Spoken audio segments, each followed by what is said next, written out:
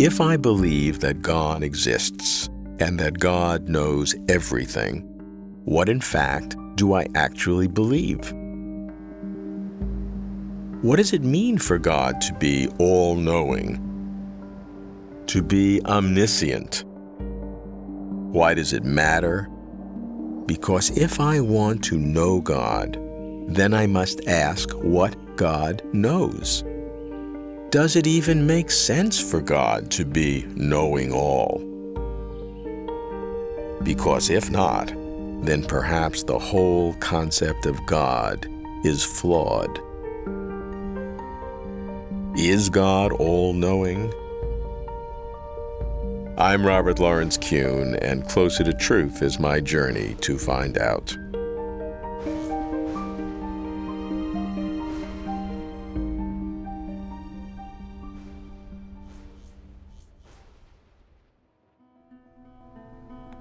I start with Christian philosopher and debater William Lane Craig. I'll not likely buy Bill's basket of beliefs, but I am taken by his lifelong devotion to exploring God's profound characteristics. Bill, I'm not sure whether I believe in God, but if I do, understanding God's characteristics to me is very important. And one of the most interesting ones is that God is, this word, omniscient, knowing everything. Right. What does that mean? An omniscient person would be someone who knows only and all truths. The idea of omniscience is that there is no fact of the matter, there is no true information that this person does not know, and he believes no false proposition. So he would know only and all facts. But there are more things in the world than just pure facts. Well, that is a very interesting point. I think you're right about that. There is another type of knowledge that we could call non-propositional knowledge. And this would be knowledge, for example, how to ride a bicycle, or how a watermelon tastes, or things of that sort. But omniscience isn't typically defined how it feels to have an interview together. That's right. Or, for example, how it feels to be a sinner. God wouldn't have that sort of feeling. And therefore, omniscience is defined in terms of propositional knowledge, of knowing only and all truths, but not necessarily having all non-propositional knowledge. To have all non-propositional knowledge would actually be a negative. So what you're telling me is to know everything is not to know everything. Right. When we say to know everything, what we mean is knowing all truths, knowing all true propositions, and believing no false proposition. The idea of omniscience flows out of the perfection of God. St. Anselm defined God as the greatest conceivable being. Well, the greatest conceivable being would know all truth. And he would have appropriate non-propositional knowledge. He would know, I am God, I am omnipotent, I am omniscient. And but he wouldn't know, I am Ronald Reagan. That would be an imperfection. But he would know what Ronald Reagan felt being Ronald Reagan. Exactly, and that's a propositional truth, that Ronald Reagan knows that he is a movie star, that he is the president, that he has dealt with Gorbachev. All of those propositions God would know. He would know, for example, that it feels lousy to be a sinner, that sinners feel guilty and condemned, things of that sort. He would know all those propositions, but he wouldn't have that non-propositional knowledge of believing that he is himself Ronald Reagan, or that he is tasting a watermelon or something of that sort. So it's a subtle idea. I'm shocked, quite honestly, at how quickly you unearth this. Normally, most people would just say, yeah, he knows only and all truth, and that's the end of it. But you're right. To be cognitively perfect, you actually have to be more than omniscient. You have to have selective. Yes, that's right. You have to have all propositional knowledge, and then you have to have, in addition to that, the appropriate non-propositional knowledge, appropriate to yourself. And both of those elements will be part of God's cognitive perfection. So God is actually greater than omniscient. And I remember when I first realized this, I was just stunned at the idea that God is even more cognitively perfect than being omniscient. I thought omniscience was the ultimate, and it's not. God is even more than omniscient. And true omniscience, in the sense of knowing everything, would be total confusion. Yes, that would be an imperfection, not a perfection, and therefore wouldn't be part of God's character as the most perfect being.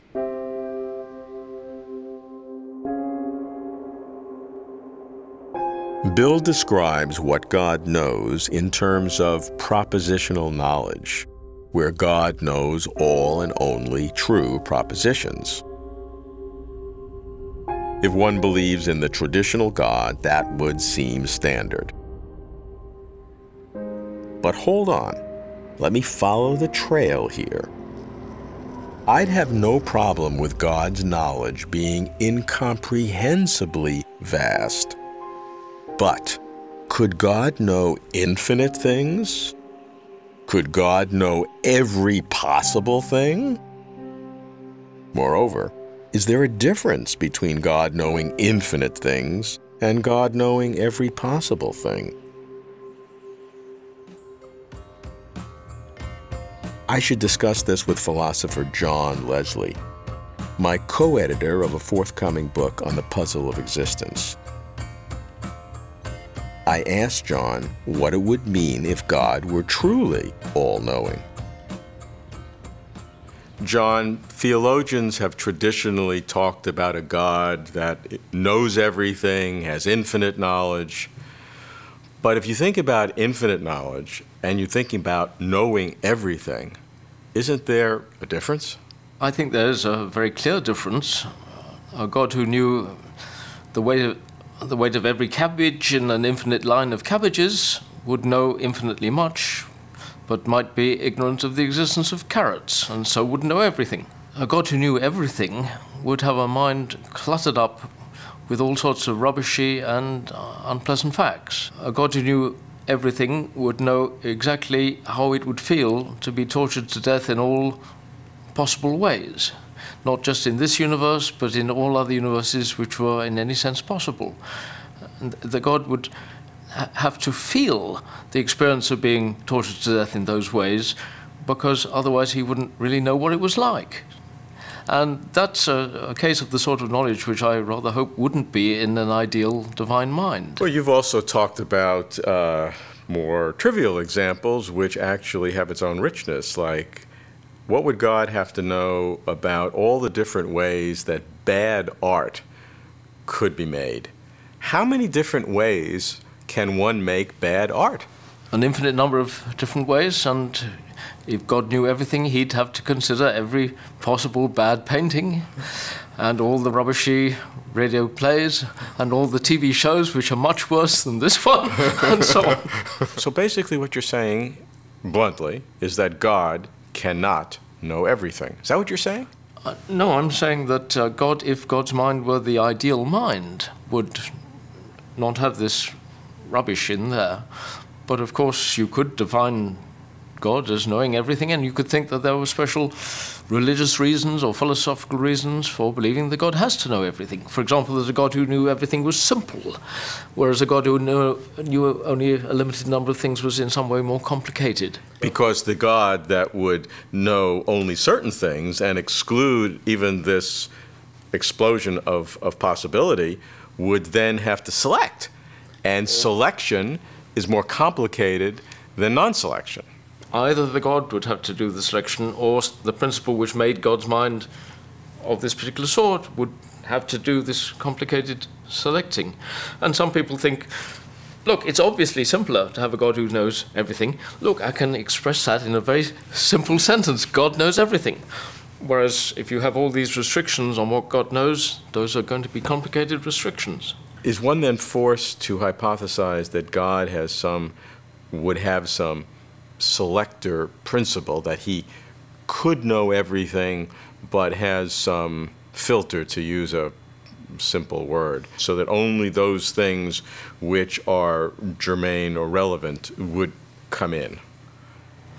I think you're talking about God seeing some of these possible facts which he might think about and then deciding, I'm not going to think about those. But in order to do that, he'd first had to think about them. I'd prefer the picture, if you are going to talk about a divine mind, which is ideally good, then you could say that it's the principle of goodness itself which just limits the nature of the divine mind just as God couldn't have an evil mind, so God couldn't have a mind which was filled with rubbish. God's mind thinks about everything worth thinking, but some things are not worth thinking. So the concept that God knows everything worth knowing then puts the concept of worth knowing, in a sense, at a higher plane than God's existence. I think that's a bit of a wrong way to look on it. Some people think that a God who was, for example, subjected to the rules of morality would have something outside God dictating God's nature. If I were a believer in God, which we haven't even discussed yet, nor will we. If I were, then I would prefer the view that God's nature is eternally such that he could not have evil thoughts in it. God's nature is eternally such that it could not have rubbishy thoughts in it, thoughts about things which simply aren't worth thinking. This isn't a matter of a deliberate decision which has been made by God. It's part of God's nature, it's part of what makes God's nature so wonderful, that the rubbish isn't there, the evil thoughts aren't there, and so on. That God could have decided to know that 2 and 2 make 5. John electrifies me by probing the nature of God's knowledge. Why am I so moved? Because I can think about God in new ways. In classic theology, God's omniscience, God knowing all, is one of God's perfections. Not so simple, says John, because God knows vastly less than every possible thing, because every possible thing is infinitely greater than infinite things. And because infinities of knowledge are not worth knowing. John limits God to knowing only everything worth knowing. Phew, this God business gets complicated. Are there other ways to classify God's knowledge?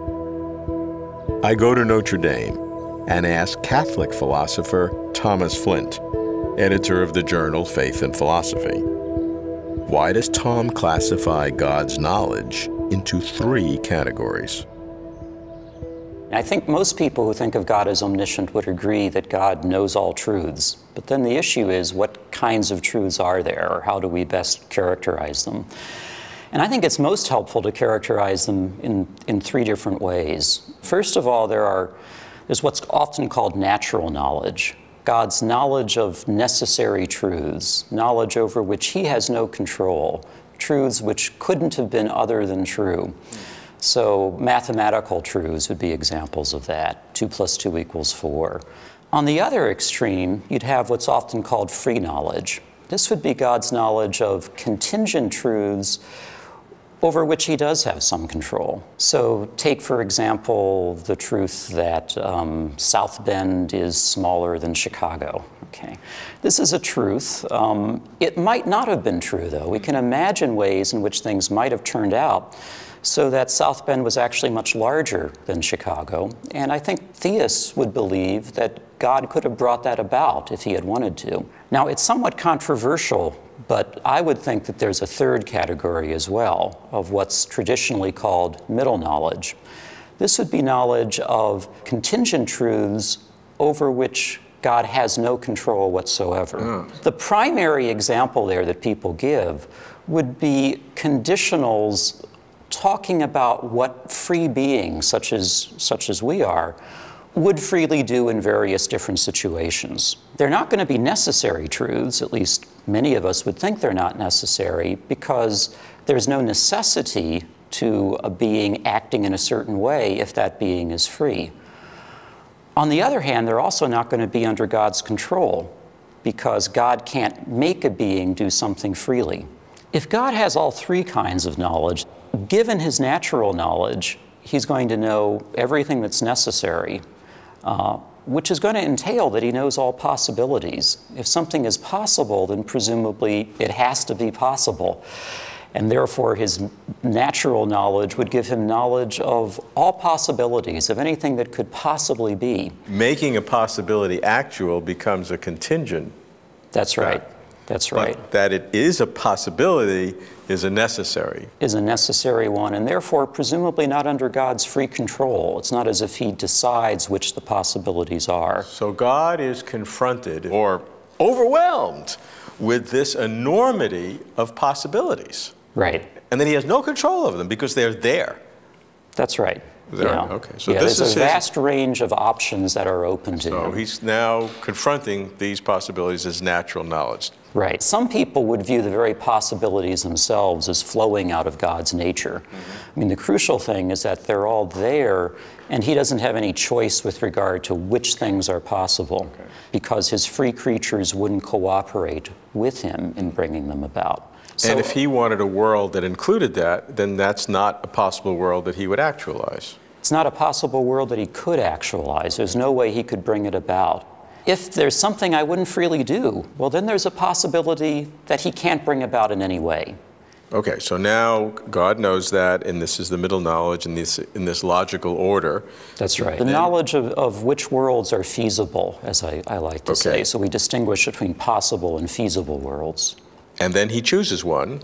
That's right. To actualize. That's right. To make real. That's right. And then that's where his free knowledge comes in? That's exactly right. Yeah, God decides which beings he's going to create and which situations he's going to put them in. And once he makes that decision, then free knowledge just sort of flows out of that. Gives us a picture of how God can act providentially, how he can govern his universe, govern it knowingly, knowing what he's doing, what world is going to result from his own actions, and yet do that without robbing people of their freedom. So it gives us a much richer picture of the way in which divine providence operates. I like Tom's notion that not even God could change knowledge of possibilities, because possibilities must always exist as possibilities. Of course, God could change anything real. Get that? Tom provides a consistent way of thinking about God's knowledge as it relates to God's creation. But while consistency is necessary for knowledge to be true, it is not sufficient. What about God's supposed knowledge of the future? The future would have to be part of God knowing all, right?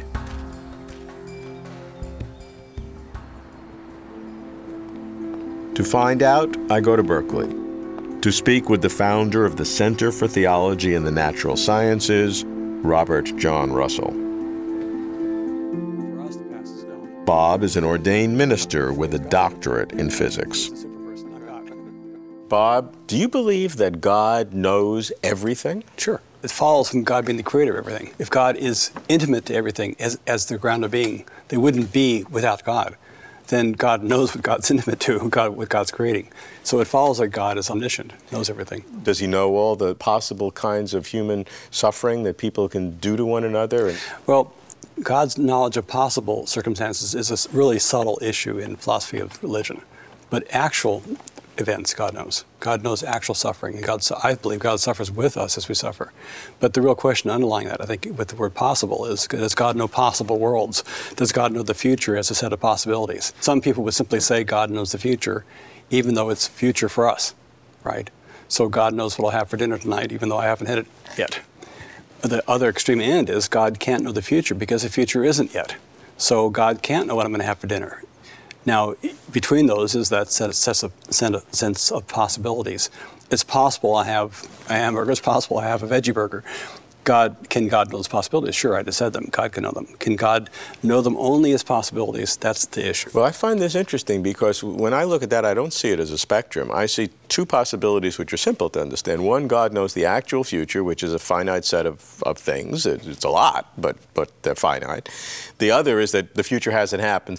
But if God knows every possibility, there's virtually an infinite number of possibilities in the enormity of what God has to keep in his celestial mind becomes incredible. To get confused? I think the last sentence is where we part company, because you're making God into a super person with a huge mind. And God is not a person. The person analogy, that God is like us and knows the way we know and keeps in mind what we keep in mind, breaks down on these kind of questions. It's helpful in a way. I mean, you pray to God, God responds personally in a certain sense, but there's always a tension between a kind of grounded being ontology of God and a personal view of God as a kind of supra-person. And it's hard to find a balance between those two. But the key question is, how strongly do you and I want to take the scientific evidence for the present being real and the future not yet, or the whole thing being there in a kind of block universe? People like Einstein, relativity essentially convinced him that the block universe is real, that the past, present, and future are equally real. Other scientists like John Polkinghorne are convinced that God cannot know the future because the future simply isn't there. If you say God can know the future, and maybe Einstein was right, it sounds like our freedom isn't real because those events are really going to happen the way God knows them to happen. And it also sounds like there's no real sense of our being in time. It sort of undercuts our human experience. So that doesn't seem very helpful. If you say, with the other side, that flowing time is so real that God can't know the future, well, this goes against the biblical and Quranic hope for redemption, for eschatology, for a new creation, for God to be victorious over evil. The way a lot of people have done it, at least in contemporary Christian theology, is to try to say both and through a strategy of talking about eternity and time. Eternity being not timelessness, as it was for Augustine, nor just being time sort of flowing forever, as the temporalists want to see it, but as the source of time. So eternity would be more than time. It would be supratemporal. It would be a way in which God embraces past, present, and future timelessly, but still allows for flowing time in creation. God knows the present in which I yet have not had dinner. So from the point of view of now, God knows the future as undetermined. Yet God also knows that moment when I have dinner as present to God as well. Right now? No, in eternity. In God's eternity? Yes, because eternity contains all of time in all of its possibilities and all of its actualities. So God's knowledge of what I have is genuine knowledge in God's relation to that dinner time eternally, whereas God's knowledge of it now is in relation to my freedom to choose. The bottom line is you start with one of 2 points of view. Either eternity is so atemporal that for God to be eternal means there's no real ambiguity of the future for God, even though there is for us. Or you start with such an insistence that science has shown that time is really flowing, or our experience is so profoundly flowing, I really don't know the future, that God really doesn't know the future either. Both of them have some truth to them, because the latter sort of honors God's experience of me in time and our interaction through prayer, let's say, or through God's grace. The former offers us hope that God's promise of victory, God's promise of grace, of transcendence, is grounded. Now, the challenge is, how do you bring them together? It's a challenge.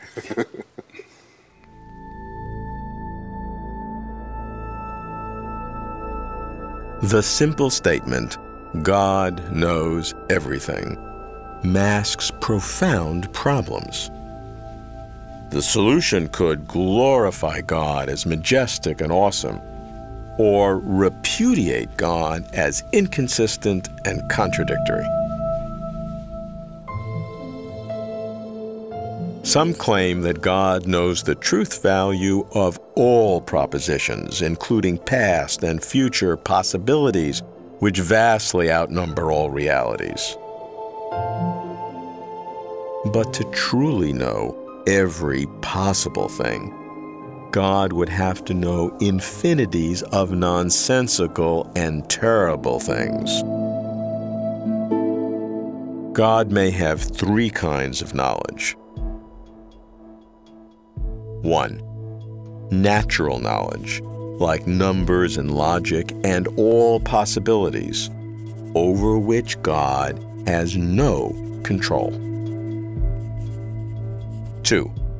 free knowledge, such as God creating the universe, over which God has total control. 3. Middle knowledge, free actions of free creatures, which God knows but cannot control. Middle knowledge is clever, probably too clever. If God exists, God's omniscience highlights God's perfections. If God does not exist, God's omniscience suggests that God is fallacy and folly. Either way, closer to truth.